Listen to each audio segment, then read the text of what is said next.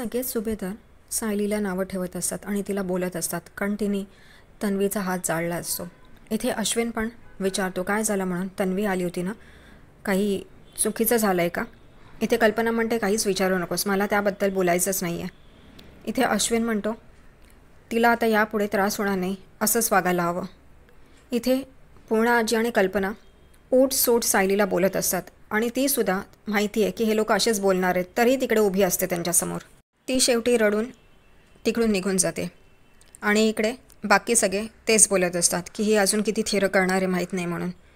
इकडे सगळेजणच चहा पित असतात आणि नाश्ता करत असतात. तेवढ्यातच अर्जुन येतो आणि तो वरती रूममध्ये जात असतो.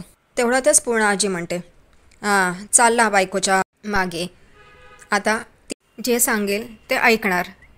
इथे अर्जुन उभा राहतो आणि म्हणतो अरे वा, तुम्ही सगळे इकडेच आहात का. एक काम कर ना पूर्णा आजी, तू माझ्या बायकोच्या दिवसभराच्या सगळ्या चुका लिहून काढ ना. कंप्लेंट्स 50 एक तरी असतीलच ना मिनिमम. बाकी बघ तू, पाहिजे तर मी तुला एक डायरी आणून देतो, त्याच्यात सगळे कंप्लेंट्स लिहून ठेव माझ्या बायकोचे, म्हणजे कसं बरं चुकायला नको, काही राहायला नको.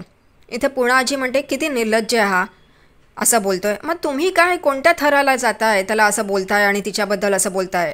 एवढी एज्युकेटेड फॅमिली ही अशी वागते आहे शी. शेवटी अर्जुन तिथून निघून जातो आणि इकडे पूर्णा आजी आणि कल्पना त्यालाही नावं ठेवत असतात की बायको काही बोलेल आणि हा ऐकतोय. इथे सायली रूममध्ये कपड्यांच्या घडा करत असते. तेवढ्यातच अर्जुन तिथे येतो आणि म्हणतो चला चला आपल्याला बाहेर जायचं आहे, खूप महत्त्वाचं काम आहे. पण ती तोंड पाडून बसलेली असते. हे अर्जुनला कळतं. तो म्हणतो काय झालं आहे म्हणून, काही झालं आहे का, तुम्हाला कोणी काही बोललं आहे का.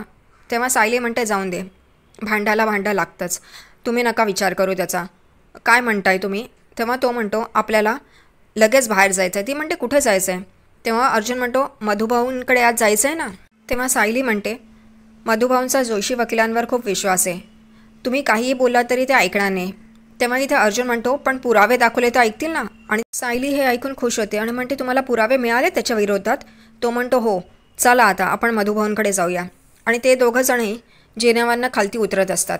तेवढ्यात परत हे मूर्ख सुभेदार सुरू होतात. इथे पूर्णा आजी पण इतका वय झालं आहे तरी काही हेकेखोरपणा सुटत नाही आहे.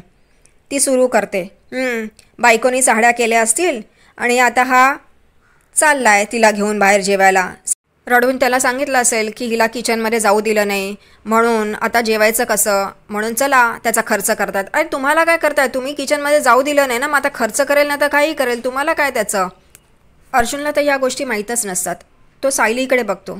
सायली एकदम गप्प असते. अर्जुनला कळतं की काय झालं होतं म्हणून आणि ती का गप्प होती म्हणून. अर्जुन बोलायला जाणं तेवढंच सायली त्याला इशारा करते. पण मग अर्जुन सांभाळून घेतो आणि म्हणतो आम्ही रोमॅन्टिक डिनरला जातो आहे आणि त्याच्या आधी एक महत्त्वाचं काम आहे ते करतो. सायलीचा हात पकडतो आणि तिथून निघून जातो. इथे कल्पना आणि पूर्णाजी म्हणतात की झालं, किती निर्लज्ज झाला आहे हा. इथे तन्वी विचार करत असते की मला काहीही करून सुभेदारांच्या घरात जायलाच हवं आणि त्यासाठी अश्विनला फसवायलाच हवं. ती परत अश्विनला मेसेज करते की मला तुझ्याबरोबर बोलल्यावर बरं वाटतं, पण आता असं वाटतं की नको, एकटेपणा खातोय, मला असं वाटतं की मी आत्ताच्या आत्ता जीव देऊ. आणि हा मेसेज पाहिल्यावर अश्विन तर मूर्ख तिला फोन करतो आणि तिला समजवतो असं काही करू नको. ती म्हणते नाही मला काहीच बरं वाटत नाही आहे. ती तिचा प्लॅन सुरू करते आणि त्यात मूर्ख अश्विन फसतो आहे. अश्विन तिला स्वतःची शपथ घालतो आणि म्हणतो तू असं काही करणार नाही आणि तिला जे हवं आहे ते अश्विन समोरूनच देतो आहे.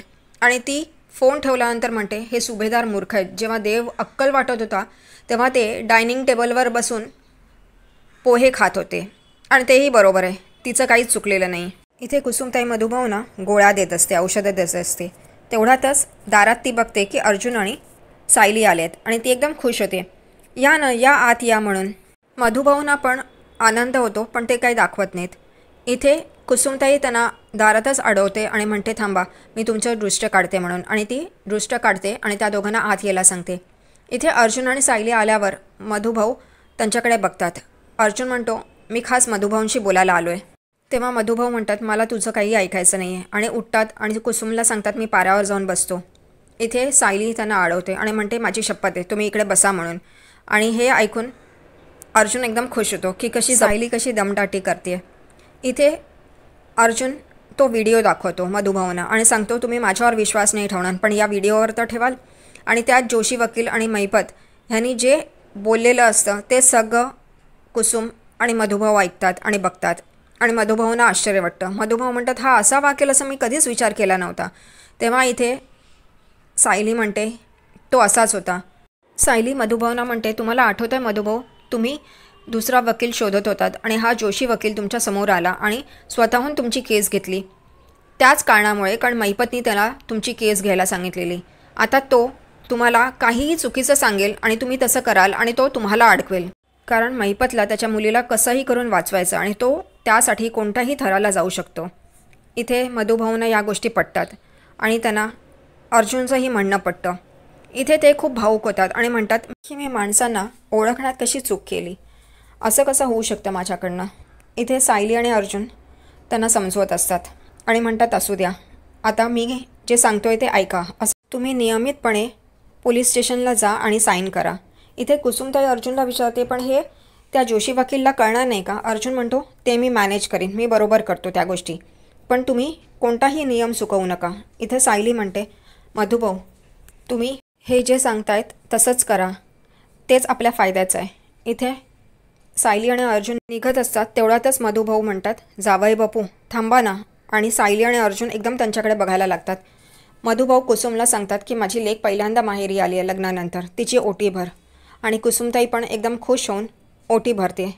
सायली आणि अर्जुन खूप खुश असतात आणि मधुभाऊ पण, कारण आता जावई म्हणून पूर्णपणे मनाने मधुभाऊनी अर्जुनचा स्वीकार केलेला असतो. त्यामुळे सगळेच खुश असतात. इकडे दुसरीकडे तन्वी, तिला खायला हवं असतं म्हणून तिची काकी तिला खायला आणून देते. एक घास खाल्ल्यानंतर इथे तन्वी आरडाओरडा करायला सुरुवात करते की किती थंड आहे, असं कसं मला थंड देतात, फ्रीजमधनं काढून दिलं आहे का? काकी म्हणते, अगं आत्ताच मी गॅसवरनं उतरवलं आहे आणि तसंच प्लेटमध्ये आणलं आहे तुझ्यासाठी. तन्वीचा आरडाओरडा सुरू असतो. हे ऐकून प्रतिमा म्हणते, तन्वी हे काय वागणं आहे तुझं? काय बोलतेस तू? भानावर आहेस का? मध्येच काहीतरी किंचाळत असते, आरडाओरडा करते लोकांवर आणि नंतर दुसऱ्याच क्षणी त्यांना समजून घेते. हे काय आहे तुझं वागणं? इथे तन्वी प्रतिमावर पण ओरडते आणि म्हणते, तुझ्यामुळे माझं लग्न तुटलं आहे आणि तुला काय वाटतं मी इथे नॉर्मल वागावं? तन्वीचा आरडाओरडा सुरूच असतो, मूर्खासारखं वागणं सुरूच असतं. ती बोलते दोघींना आणि तिथून निघून जाते. इथे प्रतिमा बघतच असते तिच्या अशा वागण्यावर. तिला काहीच समजत नाही ती अशी का वागते म्हणून. रात्री अर्जुन आपल्या रूममध्ये मधुभाऊंच्या केसवर काम करत असतो आणि सायली आवरावर करत असते. ती बघते की अर्जुन किती मनापासून मधुभाऊंच्या केसवर काम करतोय आणि त्यांनी हे परत त्यांना जिंकवण्यासाठी काम सुरू केलं आहे. तिला खूप आनंद होतो. ती अर्जुनला हेड मसाज देत असते. तेवढ्यातच अर्जुन म्हणतो की तुमचा हेड मसाज हा खूप महत्त्वाचा आहे माझ्यासाठी. आणि त्या दोघांचं रोमॅन्टिक मोमेंट सुरू होतात.